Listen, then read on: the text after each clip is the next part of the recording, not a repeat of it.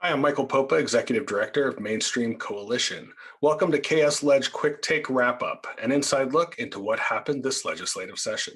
Today, we'll hear from Kansas State Representative Brandon Woodard, District 30. Representative Woodard, what's your quick take? So this session was a wild one. In terms of volume, we passed more bills through the House of Representatives than the last two sessions combined. The pace and the number of bills and action going through committees was intense. I think part of that was because we were doing a lot of legislation that had made it through some of the process in 2020 before we ended ahead of the pandemic.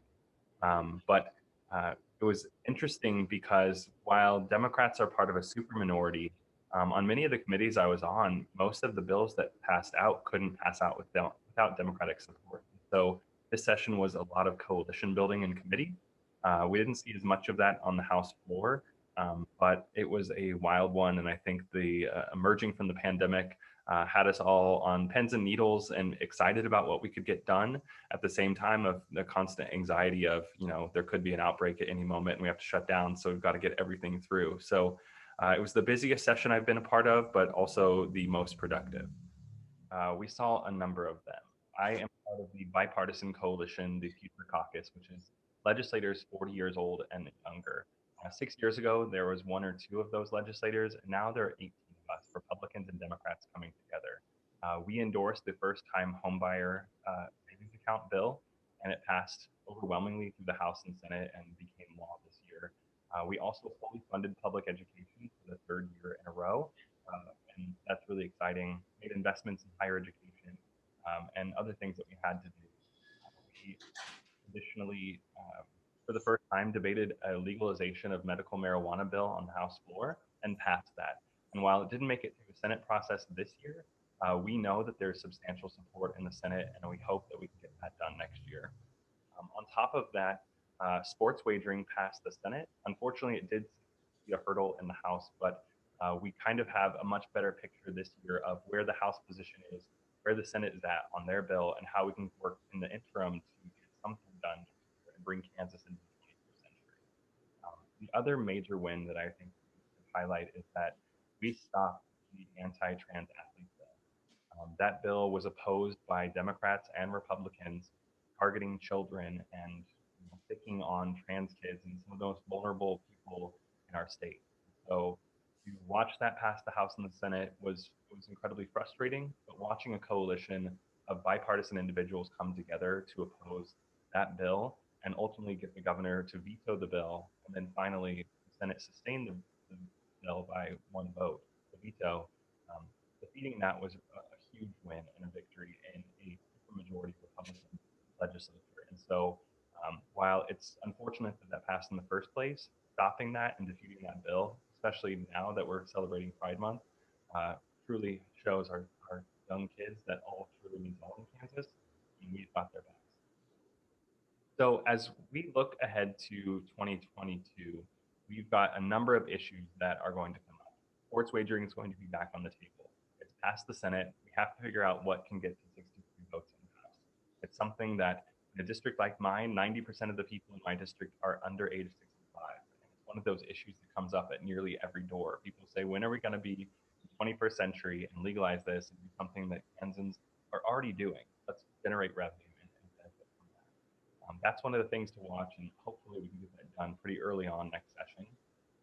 Focusing on the budget is going to be incredibly important. That's not super exciting for most people, but we are at a place where we are outspending what money is coming in right now. And so next year, on top of it being an election year, on top of it being the year where the governor's up for re-election, the entire House is up for re-election, we're going to be in a very tight spot. And so being very cautious, being very aware of what your legislators are prioritizing, what services they are willing to prioritize, and how we can make sure that we have a balanced budget that funds the services that we need to fund without making cuts. And some of that might mean finding new innovative ways to generate revenue, looking at things like sports betting, looking at medical marijuana, looking at taxing online streaming services like 33 other states do. We're going to have to get creative to generate revenue, because if we don't, we're going to be in a pretty tough spot. And if we don't have more money coming in, we're going to have to make some pretty tough cuts that, as we're already beginning to recover from the previous administration's tax experiment, then add on to that a pandemic. We already have enough that we're going through to try to recover and make our economy recover. It would be detrimental to that recovery to make cuts to different agencies. And so we need to pay close attention to the budget and revenue situation, and that's going to be a huge topic next year. On top of that, I would continue watching for Medicaid expansion. I truly believe that if we continue to keep the pressure up, we can get those people who are on the fence, who have not voted for it yet, to pass it through the Senate and the House. It's one of the most reasonable, common sense measures that we can take in Kansas. We are currently leaving so much federal resources on the table. They've incentivized states that will finally expand Medicaid. They have offered, I believe, Medicaid expansion in Kansas would come with about $460 million in federal resources that we could use for other services. And it would also allow us to increase reimbursement rates for Medicaid services. It just makes sense. And the majority of Kansans support it. So keep the pressure up, keep an eye on it, because we've got work left to do to get that across the finish line.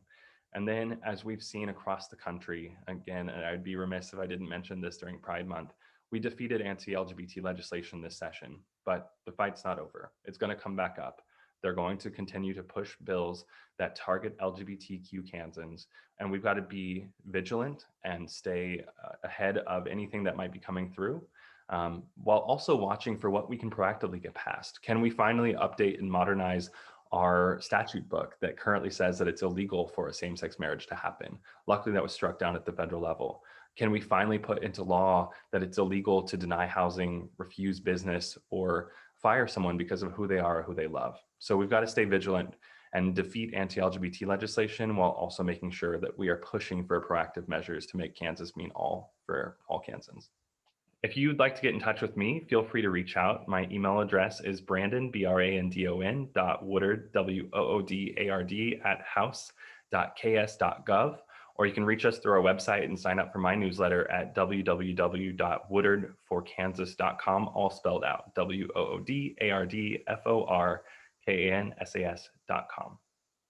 Thank you, Representative Woodard, and thanks to everyone for watching. If you'd like to get more involved in Kansas politics, please visit mainstreamcoalition.org, and please follow us on social media to make sure you catch our next Quick Take.